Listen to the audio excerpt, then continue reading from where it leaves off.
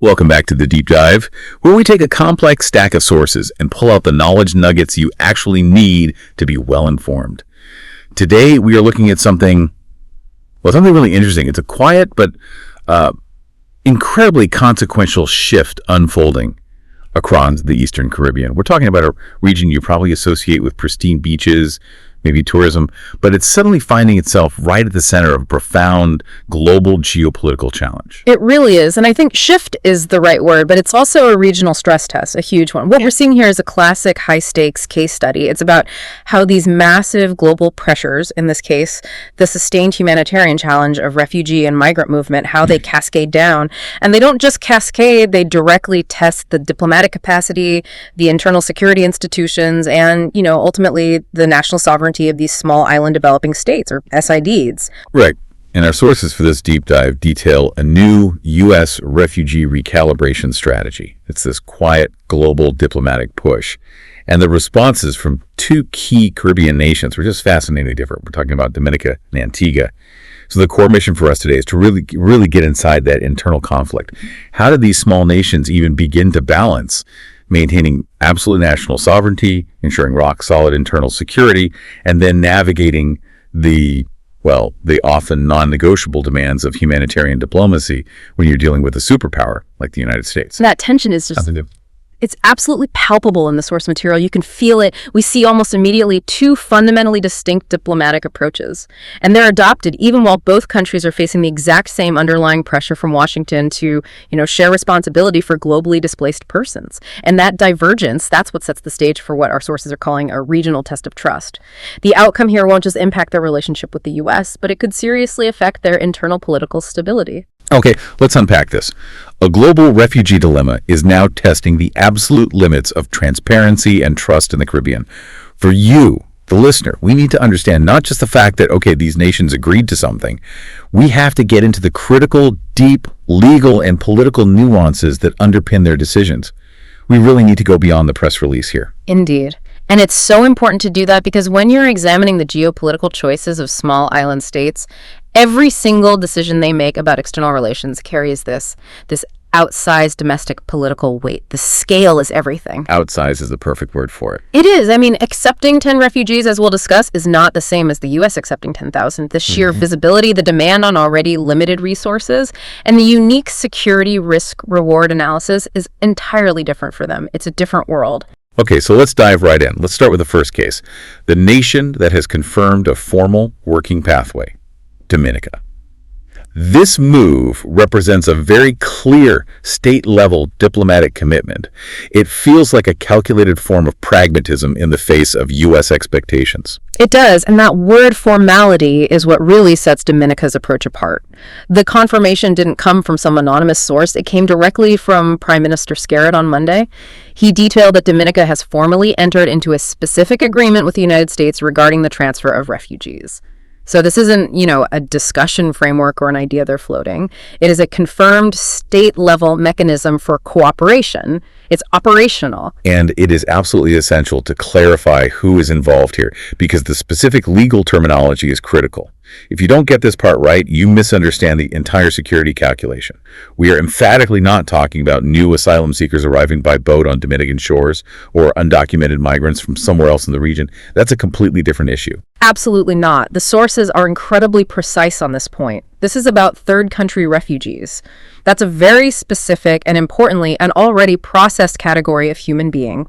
These are individuals who are already present within U.S. borders. They've arrived from a third nation, gone through an initial process, and here's the key. U.S. authorities have already determined, based on international law, that they cannot legally or safely be repatriated to their original countries. Why not? What are the grounds for that determination? It's due to documented risks of persecution, torture, or other grave harm. So these people are, in a sense, legally stuck. They are in a humanitarian and legal limbo inside the United States, and the U.S. is obligated under international conventions to find a safe, permanent solution for them. So, in essence, the U.S. is looking for responsible partners around the globe who can offer a safe resettlement option for this highly vetted, very specific group. And Dominica said, yes. But, and this is a huge but, they made their acceptance conditional. They laid out these stringent, publicly stated security red lines. And that public statement of conditions, that's key to managing the domestic narrative, isn't it? It's everything. Prime Minister Skerritt made those conditions the central focus of his Rosso news conference. He went out of his way to stress that they had undertaken careful deliberation and that this deliberation was specifically focused on the security implications. Their absolute priority, their non-negotiable red line, was the explicit need to avoid receiving, and I'm quoting here, violent individuals or persons who would compromise the security of Dominica. Okay, on the surface, that sounds like standard operating procedure for any country. But for a nation of Dominica's size, with limited domestic intelligence and law enforcement resources, that vetting process is literally everything. If the U.S. makes one error, just one, the domestic consequences for Dominica are magnified 100-fold. Precisely. And that's why the next part of his statement is so critical. Skerritt went on to note that these safeguards were, quote, acknowledged and well received by the U.S. State Department. So that's the diplomatic win right there. That's the win. It means Dominica successfully leveraged its participation, its willingness to say yes, to ensure that the U.S. committed to providing high-level, verifiable intelligence and robust security assurances. Without that guaranteed intelligence sharing, this deal would be completely impossible. It wouldn't even get off the ground. But let me play devil's advocate for a second. Relying so heavily on U.S. intelligence vetting, especially in a system we know is often stretched and has made mistakes, doesn't that inherently represent a partial surrender of sovereignty? You are, in effect, outsourcing the most critical component of your national security, the gatekeeping, to the very party that is making the request. That is an incredibly legitimate challenge to this pragmatic approach. And you're right, it absolutely requires a significant leap of faith in the quality, the accuracy, and the timeliness of U.S. intelligence data sharing. There's no way around that. However, you have to look at the alternative. What happens if they just say no? The risk is that the entire bilateral relationship could be damaged. So for Dominica, the negotiation focused not on rejecting the concept outright, but on maximizing the security guarantees and the diplomatic goodwill they received in exchange for taking that leap of faith. The public affirmation that Washington agreed to their terms is as much a domestic security guarantee as it is a diplomatic victory. It demonstrates control over the terms of engagement. And Skerritt himself framed this entire arrangement as a pragmatic expression of diplomacy. That language is so telling. It suggests the decision wasn't taken purely out of a sense of, say, humanitarian duty, although that may be a component. It was fundamentally a strategic calculation, a cost-benefit analysis. It was profoundly strategic, and this is where we connect the dots back to the hard realities of international relations for small states. Skerritt was quite explicit about this. He said that sustaining the crucial bilateral relationship with Washington requires key points of agreement and compromise. They're demonstrating that they are willing to bear a small, manageable burden for the greater good of their national strategic interests. Okay, let's spend a minute unpacking what that bilateral relationship truly entails. Why would a refugee transfer deal be the necessary currency of that compromise? What is really at stake for a country like Dominica if that relationship with the U.S. falters? A tremendous amount, so much more than simple trade. For Dominica, the U.S. relationship underpins access to vital systems that are the absolute lifeblood of their economy and their security. We're talking about everything from favorable trade status, which directly affects their agricultural exports like bananas, to specific development aid. And that aid is crucial for immediate recovery and resilience funding, especially after the increasingly frequent and catastrophic climate disasters they face. And crucially, security cooperation, which we touched on. Absolutely. Security cooperation is vital. This includes everything from counter-narcotics efforts in the region, intelligence sharing on transnational organized crime, and training and equipment for their Coast Guard. This is essential for protecting their territorial integrity against threats that a small nation just cannot handle alone. But there's a technical, often overlooked element that might be the most important of all: financial access. Mm-hmm. We hear the term correspondent banking a lot, but its necessity to small island states is it's often massively underestimated. Yeah. It is the financial oxygen for the entire Dominican economy. It's not an exaggeration to say that. Correspondent banking, for those who don't know, is the arrangement where a large international bank, often one based in the U.S., provides services to a smaller domestic bank in a country like Dominica. This is what allows that smaller bank to participate in the global financial system, things we take for granted like wire transfers, credit card processing, remittances, clearing payments for trade. So what happens if a small Caribbean nation loses those correspondent banking ties? What's the practical on-the-ground impact for the average Dominican citizen? It's devastating. The economy effectively slows to a crawl almost overnight. You can't easily send money abroad for medical treatment or for your kids' university tuition. Diaspora remittances, which for many families are a larger source of income than tourism, they become extremely difficult, if not impossible, to receive. International trade gets crippled because the local banks can't clear payments for imported goods, from food to medicine to car parts. This process of de-risking, where large international banks cut off ties because of perceived regulatory risks, is an existential threat to these small island financial sectors. So, by offering to take on this humanitarian responsibility, a controlled, managed, and vetted burden, Dominica is essentially buying diplomatic goodwill. They're ensuring continuity in these financial and security areas that are critical to their very survival. Yeah. It's not just a humanitarian gesture then. It's a high-stakes, incredibly nuanced negotiation where a small nation is demonstrating its utility as a reliable, responsible partner on the global stage. Precisely, you've nailed it. They are translating a small, manageable humanitarian commitment into measurable geopolitical stability. It's a signal to Washington that says, we are with you on global burdens. We are willing to contribute to solutions, provided our security and our financial stability are guaranteed. And that contribution carries significant weight in diplomatic rooms, far more than simply being a passive recipient of aid. This strategic choice, this formal commitment, it tells us a lot about Dominica's political risk tolerance. But let's shift focus now, because what's so compelling is seeing its neighbor, Antigua, facing the exact same pressure from the U.S., choose such a divergent path. One leans into formal pragmatism, the other digs in on non-binding caution. The contrast is it's stark, and the speed of Antigua's response is really telling. As Dominica was confirming its formal pathway, Antigua moved, and the sources say swiftly, to cool the regional temperature. They immediately went on the record to rebut any claims of a clandestine or coercive pact. And that swiftness tells you everything about the immediate political cost of the perception of secrecy. Antigua's response was clearly designed to address immediate domestic anxiety. They had to preempt the narrative that they'd entered into some kind of secret backroom deal without any public knowledge or parliamentary oversight. Yes, the government clearly recognized that in today's information-saturated environment, the narrative of a secret deal dictated by Washington would be far, far more damaging than the actual very limited substance of the agreement itself. They had to get out ahead of it. So the core of Antigua's position hinges on a crucial distinction, and we have to break this down for the listener. It's the difference between a legally binding agreement and a non-binding memorandum of understanding, or MOU. This is really the difference between a concrete promise and just an expressed intent. This is the legal nuance that matters most, particularly for a small state that is prioritizing its absolute sovereignty above all else. Antigua insists, very forcefully, that there is no binding agreement in place. They clarified that what exists is a non-binding memorandum of understanding, to use an analogy. A binding agreement is like a mortgage contract. Once you sign it, you are legally obligated to meet the terms, or you face strict penalties. Right. An MOU is more like a detailed letter of intent, or maybe a promise to meet for coffee to discuss a business venture.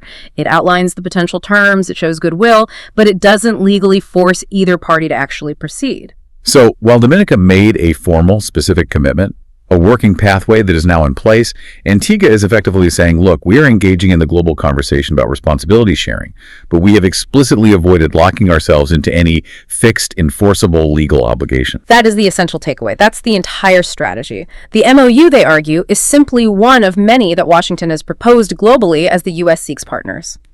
By emphatically emphasizing the non-binding nature, Antigua is prioritizing its retained absolute control. And this allows them to demonstrate to their population unequivocally that the government, and only the government, holds absolute discretion over every single proposed action. And they didn't just say that. They backed up that claim of retained control with incredibly specific, granular details. The kind of details that signal maximum political transparency. It's like they're defining sovereignty by showing you the measurable limits. Absolutely. They laid out the rules of engagement very clearly to prove that this MOU is purely discretionary. First and foremost, they stated there are no pre-agreed quotas. This is unlike Dominica's arrangement, which by its nature implies some level of capacity and a measured commitment over time. Okay, so no quotas. Second, there is no automatic acceptance of transferees. Every single decision remains a case-by-case consideration. It requires a fresh, independent review for every individual file that comes across their desk. And here's the one that I think is the most powerful clause for domestic reassurance. The government retains the explicit right to terminate discussions at any time for any reason. That right of termination is the ultimate sovereign safety valve. It's their eject button. It reassures the Antiguan public that if the political temperature rises, or if security concerns are not fully addressed to their satisfaction, the government can immediately pull the plug without facing any legal or diplomatic penalties from Washington. And to make this minimal commitment totally concrete, they provided specific caps and highly controlled vetting criteria. As you said, the consideration would be strictly case by case, and it's capped at no more than, 10 persons per year. 10 persons per year. Let's just pause on that number for a moment. In a country the size of the United States, that number is statistically irrelevant. It's a rounding error. But in a small island state, it's a managed, symbolic gesture. It tells their citizens that this is not and will never become a major demographic shift or a significant security burden on their resources. It's a highly controlled, slow-drip engagement process. It's designed to satisfy the diplomatic requirement from the U.S. without ever stressing the domestic system. But is that cap of 10 people a year just? Is it just tokenism? Is it designed only to satisfy the U.S. requirement for cooperation without offering any real humanitarian assistance on a meaningful scale? That is a fair critique, and it's a political balancing act they're performing. While 10 people may seem like tokenism to a global power, for Antigua, it's a realistic reflection of their carrying capacity, especially when you consider integrating individuals into a very tight labor market and a limited housing stock. And furthermore, if you're the U.S. and you secure 10 slots per year in, say, 50 or 60 countries around the world, suddenly those small numbers aggregate into a significant global solution. It's sophisticated statecraft. Antigua is doing the bare minimum necessary to gain the maximum diplomatic benefit. Here's where it gets really interesting. Antigua is signaling maximum transparency to prevent that narrative of secret deals. And they use very strong, very declarative language to reassure their public about sovereignty. Oh, they chose their words with extreme care. They designed the official statement to be a declaration of retained sovereignty. They said, and I'm quoting directly from the source, "There is no surrender of sovereignty, no transfer of authority, and no loss of control over borders or national security." That statement is intended to be the ultimate, final rebuttal to any domestic critics. It speaks directly to that core anxiety of small nations about being dictated to by large, powerful countries. It effectively reframes the entire interaction for the Antiguan public. It moves the discussion from the U.S. is forcing us to take refugees to banned. Antigua is proactively and conditionally choosing to engage in a diplomatic conversation under terms of its own choosing, which are strictly capped and controlled by a non-binding framework. And this emphasis on retained control through the MOU structure, it provides a crucial playbook for other small island states who are engaging in sensitive global diplomacy. It shows that even when you agree to cooperate on a globally significant issue like refugee responsibility, a small state can successfully negotiate terms that strictly limit its exposure, maintain public confidence, and ensure democratic accountability.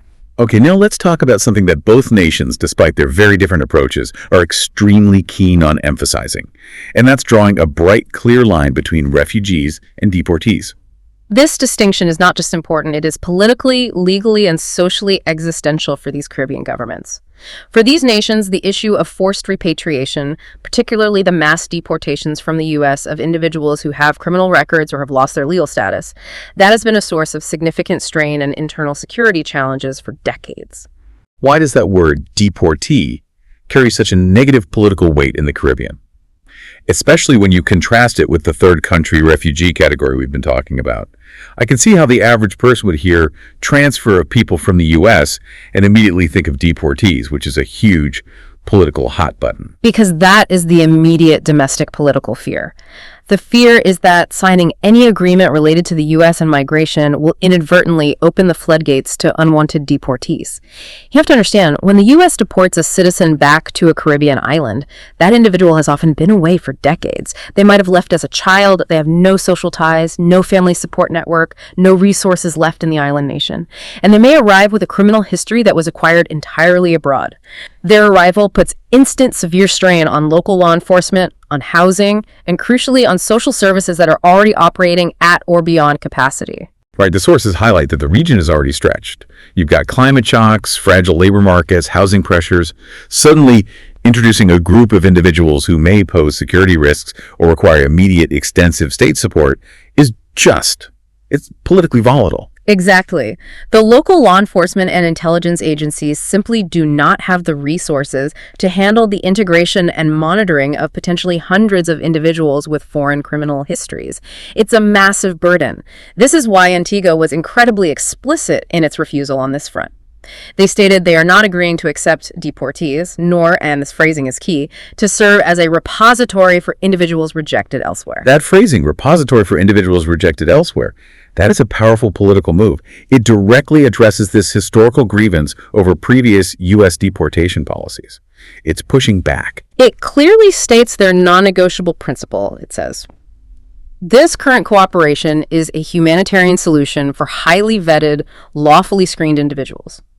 It is not a dumping ground for those who fail to adhere to U.S. laws and whose return would create an internal security problem for us. So the focus constraint is absolute. The acceptance is narrowly confined to lawfully screened third country nationals already present in the U.S. This is about managing a specific, complex humanitarian issue for Washington, not resolving a criminal justice or enforcement issue for Washington. And that vetting, importantly, must satisfy domestic security agencies. This ties back to the security premise we discussed earlier. The acceptance is conditional only where the intelligence vetting satisfies domestic security agencies. This elevates the domestic intelligence and law enforcement institutions, no matter how small they are, to the ultimate gatekeepers. It's not just the diplomat signing the papers. Let's explore the logistics of that requirement for a moment. The implication is that if the U.S. State Department presents a refugee file, and Antigua's or Dominica's security institutions feel that the intelligence is insufficient, maybe the biographical information is incomplete, or the risk profile is just too high, the deal halts for that specific individual. Absolutely. The file is rejected, and this provides the local security institutions with unprecedented leverage in a bilateral agreement of this nature. It forces the U.S. to disclose comprehensive, real-time intelligence on these individuals, which is itself a powerful diplomatic tool for the small island state. It moves the conversation beyond just political goodwill and into hard security, data sharing, and rigorous joint analysis. And Dominica's echo of this caution just proves that this is a regional consensus point. Scarrett's formal agreement, as different as it is, hinges on the exact same premise, providing humanitarian relief without compromising internal safety. The regional lesson here is crystal clear. No matter the diplomatic framework, internal security is the highest political currency. For both of these nations, the political risk of a single security breach caused by a vetted refugee is simply too high to contemplate. Just imagine the headlines. Imagine the political inquiry if one person accepted under this program committed a serious crime. It would instantaneously shatter public confidence in the government's ability to protect its borders, and would likely terminate the entire bilateral relationship with the U.S. on a fundamentally sour note. The political visibility of a security failure is magnified tenfold in a small, interconnected society. That vulnerability means the optics of this matter so much. They are actively, and you can see in their statements, they're preempting narratives of secret deals. They're trying to avoid damage to social cohesion, and they're navigating this regional sensitivity to security risks. They're essentially doing political crisis management preemptively. They are performing diplomacy for a highly discerning and, frankly, anxious domestic audience. When a large power proposes a high-stakes deal, the small state must bend over backwards to demonstrate that it is in full control or risk immediate, severe internal political instability. The political cost of a perceived surrender of sovereignty is just too high. Okay, so let's widen the focus now. Let's place these Caribbean discussions within the larger international dynamic, what the sources call the wider chessboard. Yeah. We know the U.S. is pushing for this globally. What is the scale of that effort? The U.S. remains, by far, the world's largest host of refugees and asylum seekers. And managing that responsibility is immense, it's legally complicated, and, let's be honest, it's politically fraught domestically. The source material states that the U.S. has approached more than 100 governments. 100. 100 governments, including several beyond just Dominica and Antigua within the Caribbean, to share this responsibility for those specific individuals who cannot safely return home. 100 governments. That truly puts Dominica and Antigua's participation into perspective. They are two small, strategically selected pieces in a very large global puzzle that Washington is trying to solve. They're essentially part of a global managed migration mechanism. Correct. And this global push for responsibility sharing is the defining characteristic of modern refugee diplomacy. Countries that traditionally host large numbers are actively seeking global partners to ease the humanitarian and logistical burden.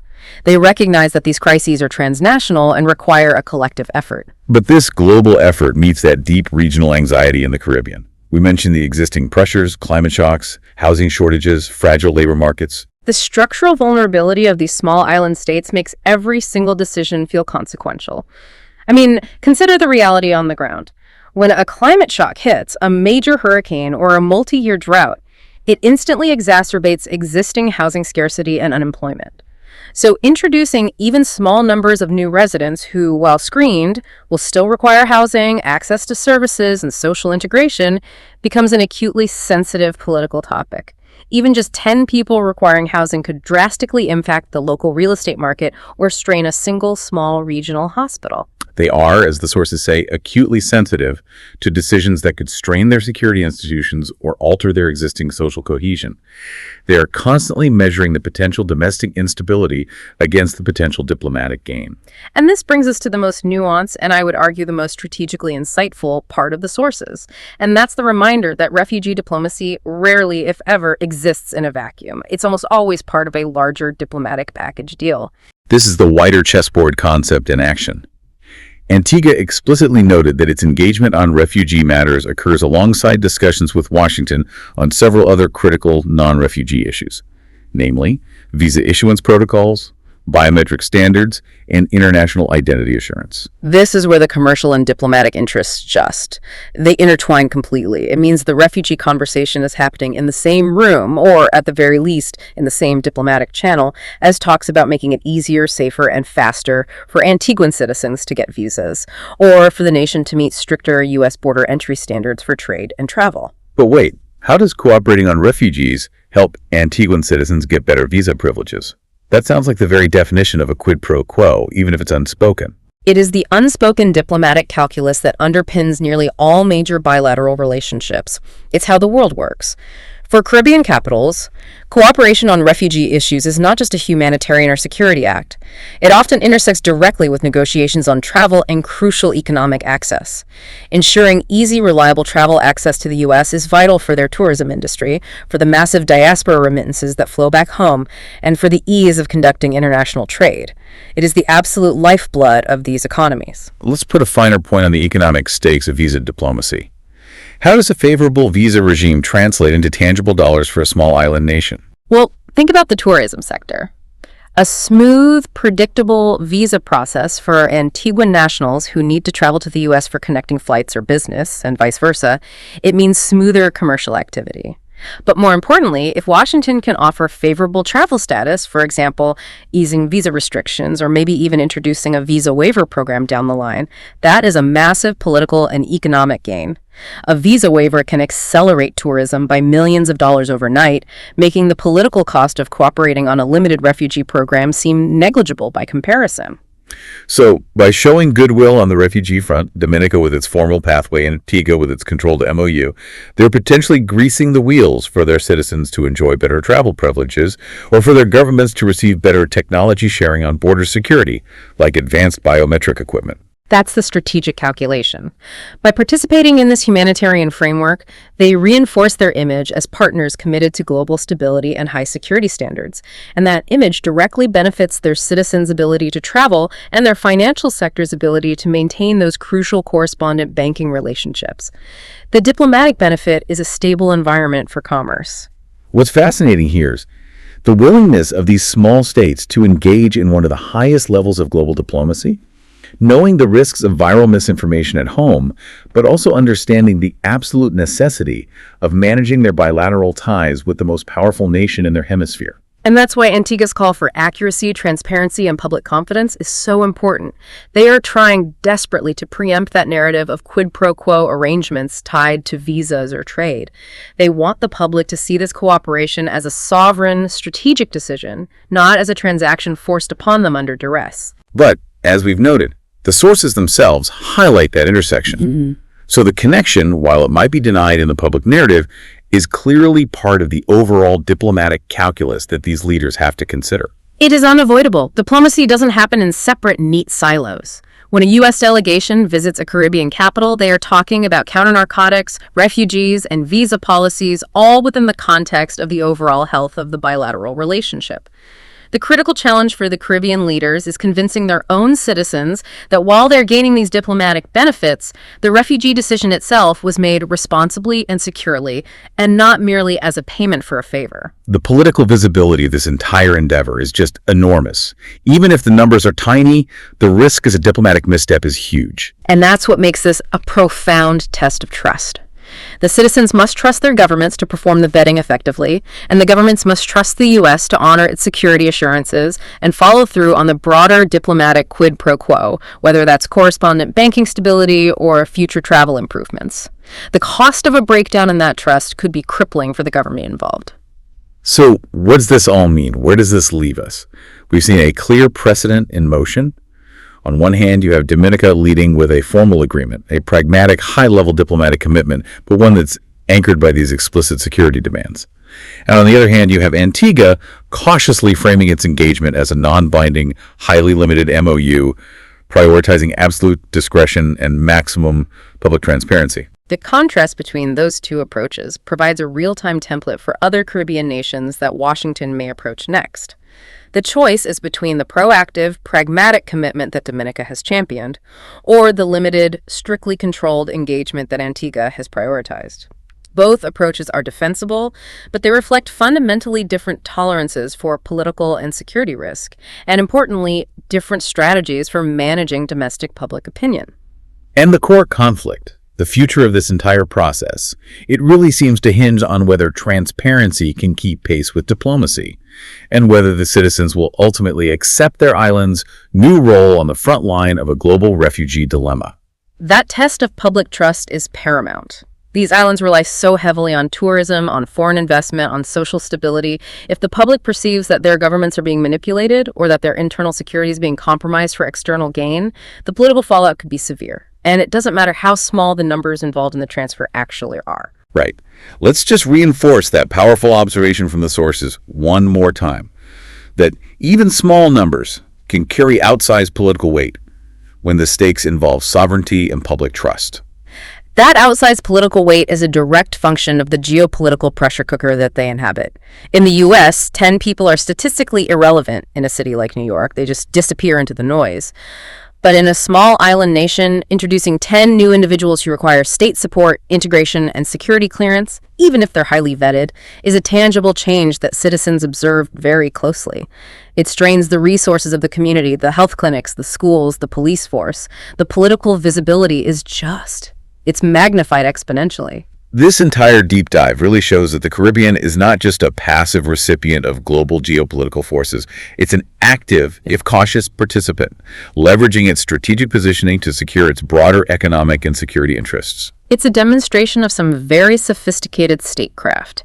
These governments are simultaneously managing humanitarian responsibilities, negotiating stringent security standards with a superpower, and fighting internal political battles against misinformation, all while trying to ensure their economic access to the world remains unrestricted and their domestic housing and labor markets remain stable. It's an incredible balancing act. So as we wrap up, what is the final provocative thought for the listener to consider?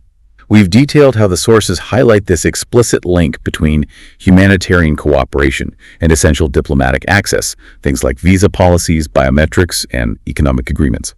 For you to think about. Given the existential economic importance of reliable access and trade with the United States access that includes visa privileges and financial stability, how much does that overarching geopolitical leverage influence a small island state's willingness to participate in a humanitarian framework? Even with strict caveats like Dominica's formal agreement or Antigua's 10-person MOU, is this driven primarily by humanitarian goodwill, or is it an unavoidable political and economic reality that's necessary just to maintain the status quo? This is the fundamental tension the region will continue to face in the coming months as they monitor the outcome of these groundbreaking agreements. A truly fascinating and complex test of diplomacy and sovereignty on the front line of a global challenge. Thank you for helping us unpack this consequential shift in the Eastern Caribbean. My pleasure. A critical story to watch.